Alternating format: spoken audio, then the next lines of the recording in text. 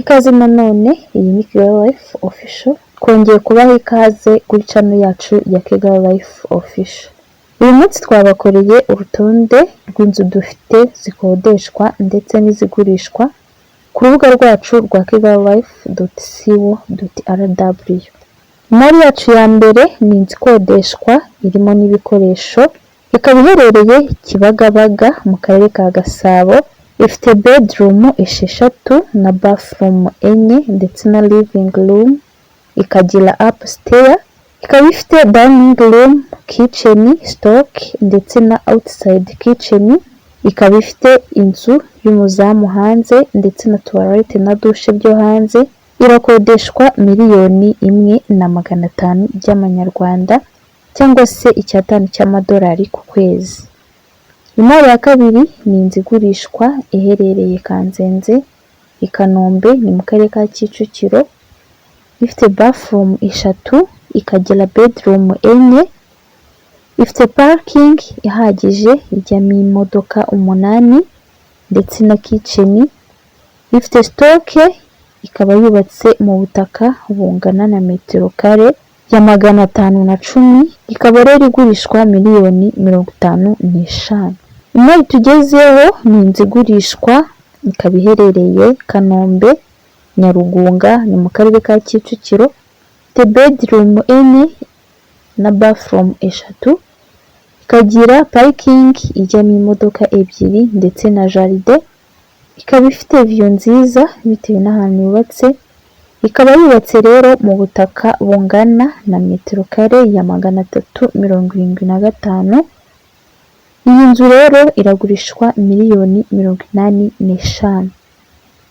Twakomeje n'imari yacu ikurikira, ariyo inzu nayo igurishwa iherereye Kanombe mu karere ka Kicukiro. Ifite bedroom 4 na bathroom 3, ikagira parking ijyamo imodoka 2. Ikindi ni uko ifite annex hanze, ikaba yubatse mu butaka ufite ubuso bungana na metero kane ya 400. Iragurishwa $1,085,000. Imari ya gatanu ni inzu z'inanga ziherereye Kanombe Gasaraba mu karere ka Kicukiro. Ifite bedroom 3 na bathroom 2, ikagira sitting room na dining room, ikaba ifitemo kitchen ndetse na jaride. Ifite stock yo hanze ndetse na parking ijyamo imodoka 3, ikaba yegereye ahantu hari amashuri ndetse na supermarket iruhande rw'umuhanda munini. Ni inzu yubatse mu buso bungana na metero kare ya 871 na 997. Iragurishwa $1,130,000. Imari ya gatandatu ni inzu igurishwa, ikaba iherereye ku Kamonyi muri Rugarika, ni hafi ya Bishenyi. Iragurishwa rero $25,000,000. Imari tugezeho ni inzu ikodeshwa iherereye Kanombe, ni mu karere ka Kicukiro. Ikaba ifite bedroom 3 na bathroom 3 ndetse na kitchen, ikagira jaride ndetse na parking. Ikaba ifite inzu y'umukozi.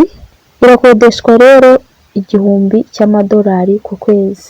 Inzu tugezeho rero iherereye Kimironko mu karere ka Gasabo, ikaba irimo ibikoresho.